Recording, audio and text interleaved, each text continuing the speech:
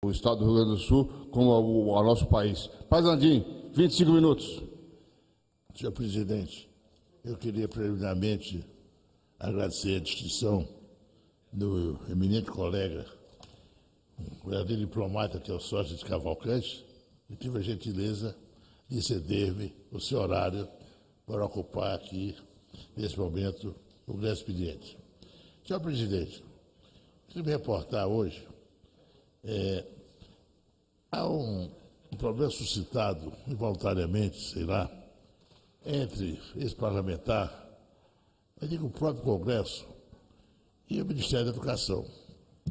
Senhor presidente, em 2015, eu apresentei uma emenda de bancada destinando recursos para o campus da Universidade Federal do Piauí e Parnaíba, visando a construção do prédio da Faculdade de Medicina, um chafariz, uma chamada caixa d'água, lá há muitos anos parada, uma série de melhoramentos ligados à infraestrutura do próprio campus da universidade, lá em Parnaíba, equipamentos laboratoriais, computadores, etc, etc. Bom, em 2016, a presidenta Dilma Rousseff autorizou a liberação, pouco antes de deixar o governo, de 2 milhões de reais empenhados para a universidade, destinado a uma emenda pertinente ao campus da Universidade Federal do Piauí e Parnaíba. E, ao mesmo tempo, encaminhou ao Congresso, a meu pedido, projeto de lei que é privativo exclusivamente da Presidência da República, criando a Universidade Federal do Delta do Paraíba.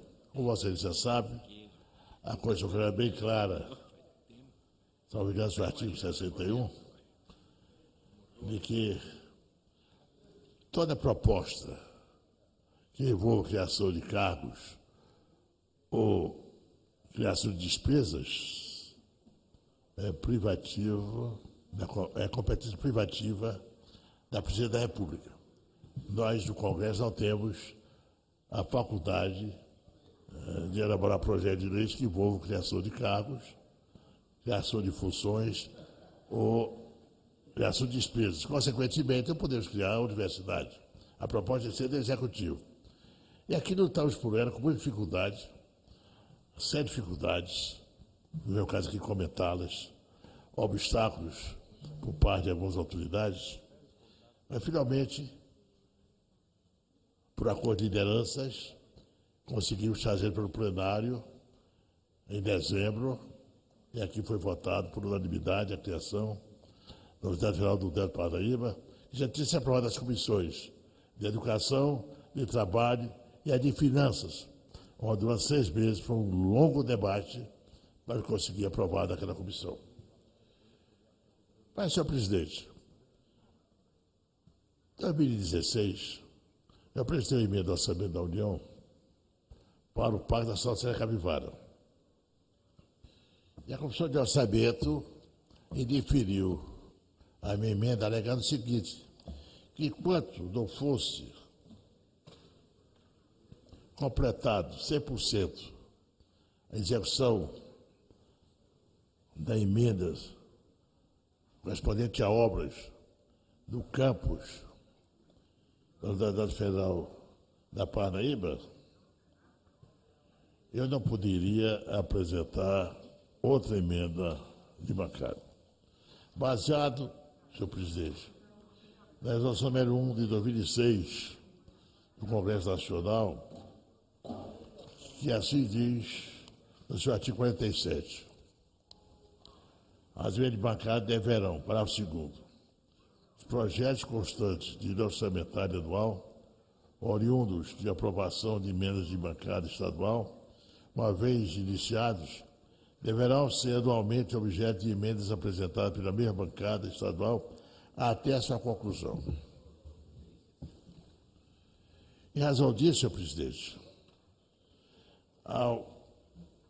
o relatório setorial da área temática de meio ambiente, publicado em 10 de dezembro de 2016, a área temática de meio ambiente da Comissão de Orçamento, fez a seguinte observação ao definir uma emenda.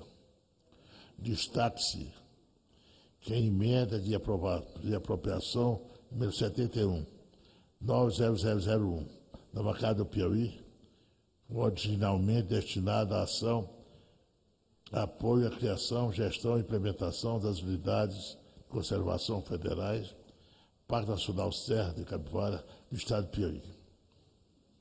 Fechado.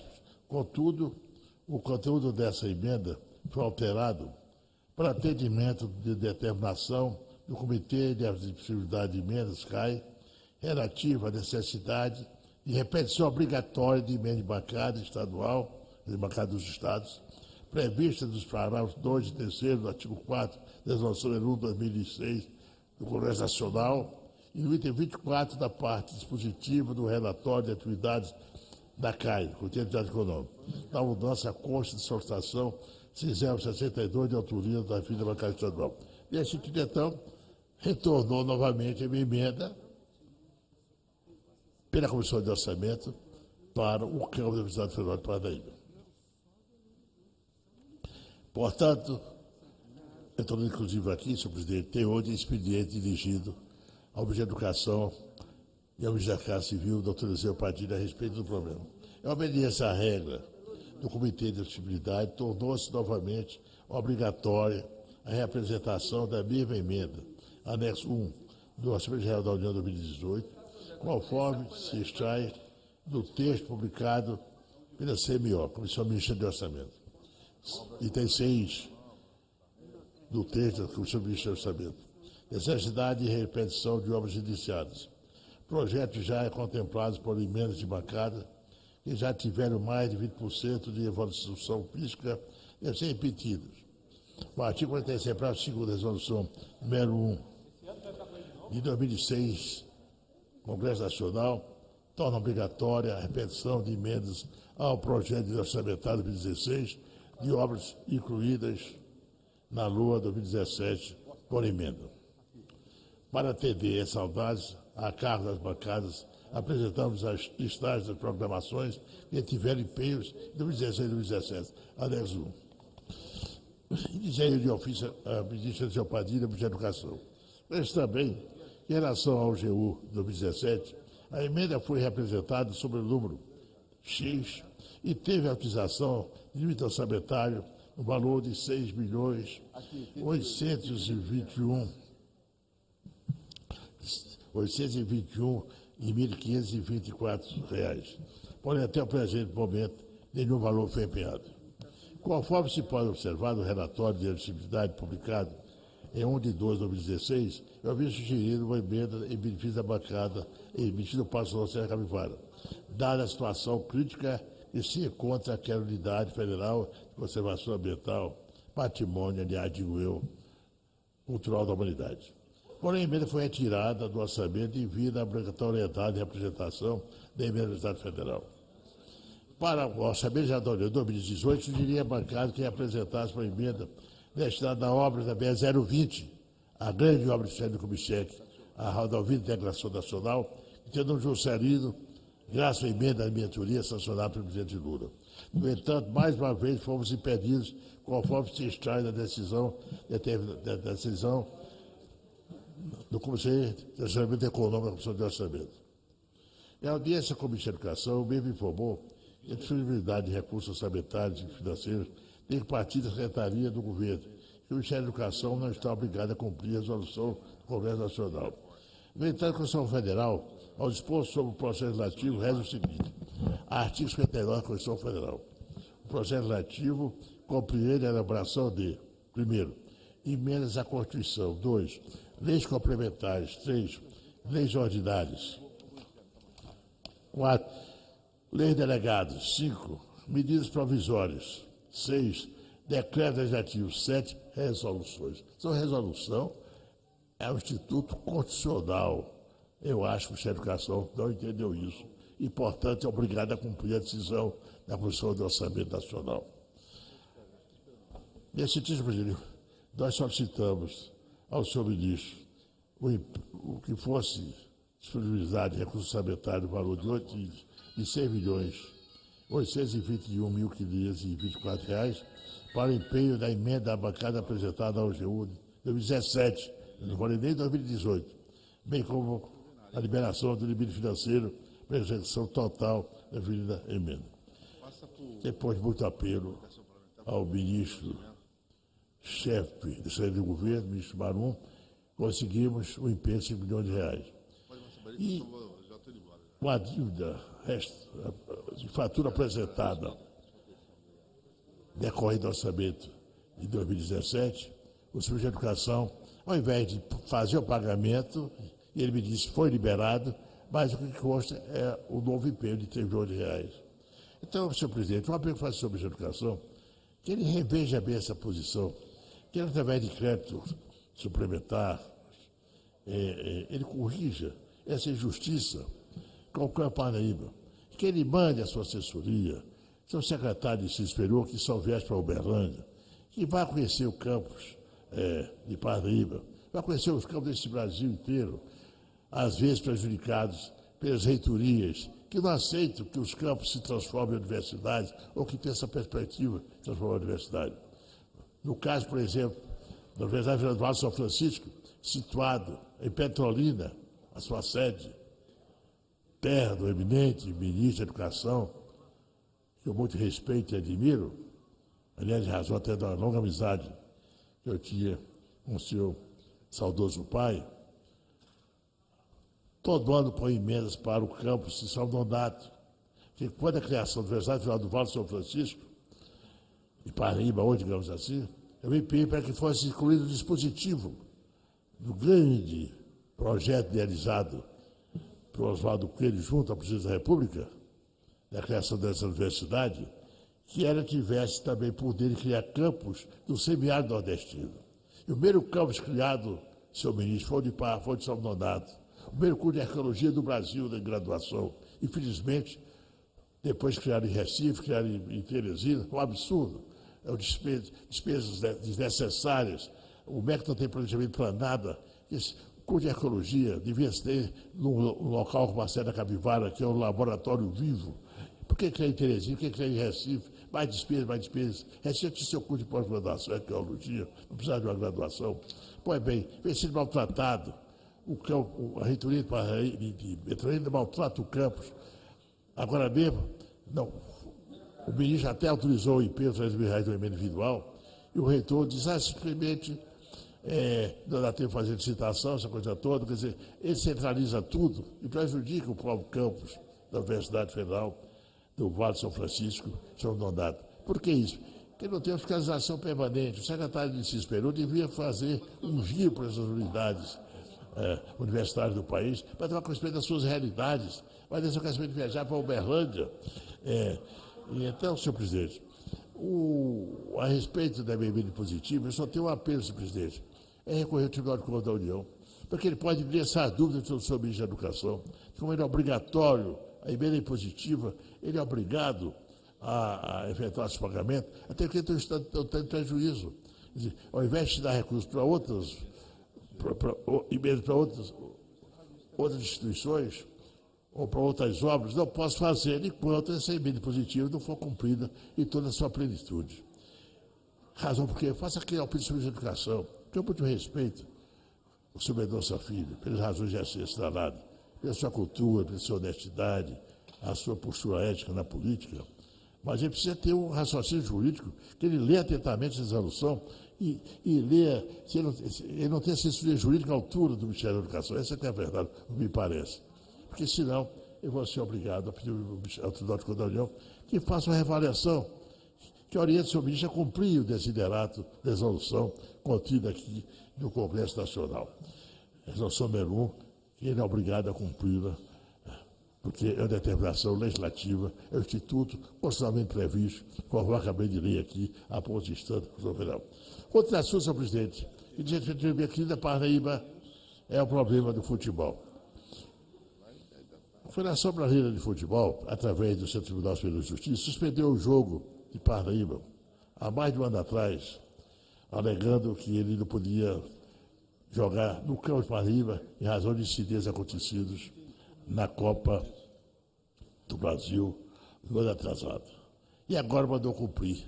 Hoje, o jogo de Curitiba, contra Curitiba, tem que ser de Parnaíba.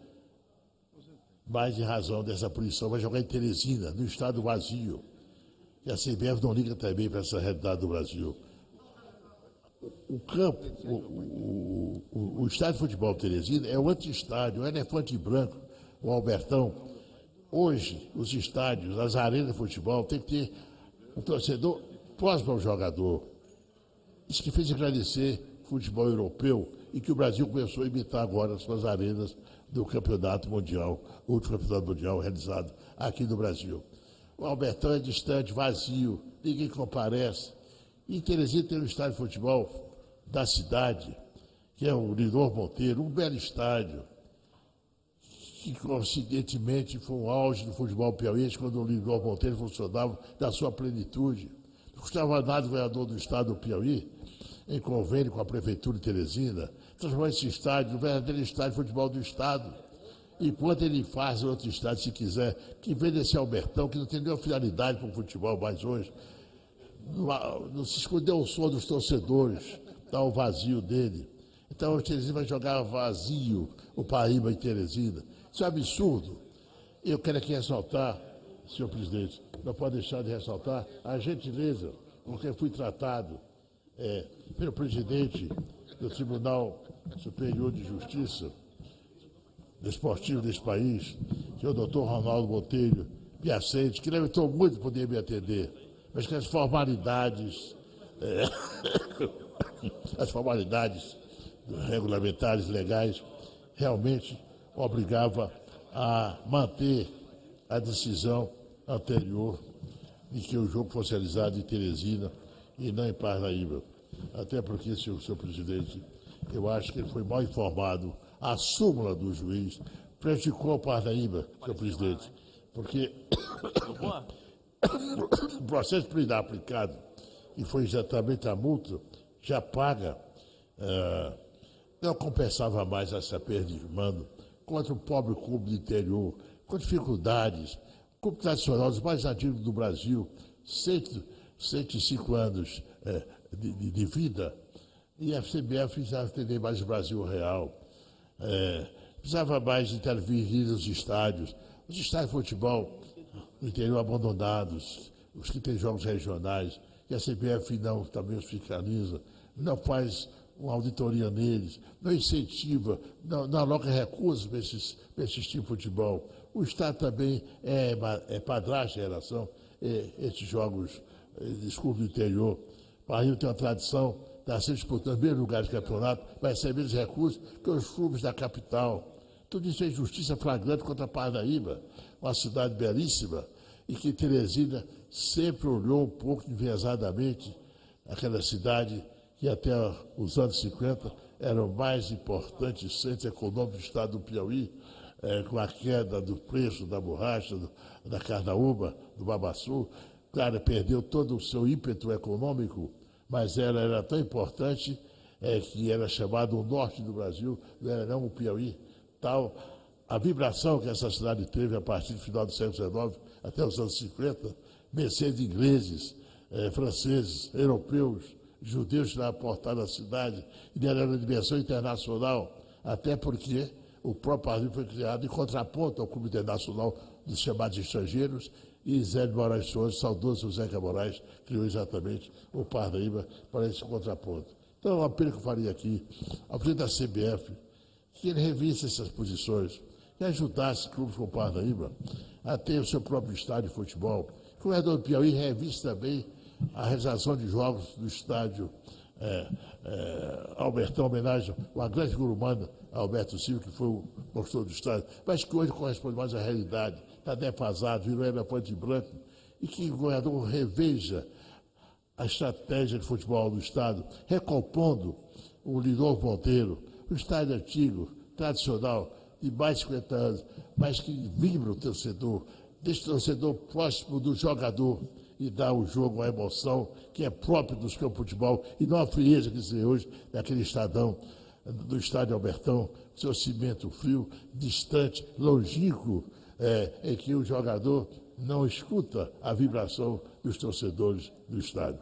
Senhor presidente, peço portanto ao governador do Piauí que nesse momento em que o nosso Parnaíba é prejudicado por essa decisão do Superior Tribunal de Justiça e para mim o jogo hoje de Parnaíba com Curitiba, que ele procure pelo menos amenizar os prejuízos do Parnaíba, ajudando o clube, que tem uma grande tradição esportiva do Estado, que vai disputar a Copa Brasil, que continua a disputar, vai disputar também a Copa Nordeste, que possa realmente desenvolver um bom papel, se tiver o mesmo apoio, o mesmo incentivo que é dado aos clubes da capital. Muito obrigado, senhor presidente, pela atenção.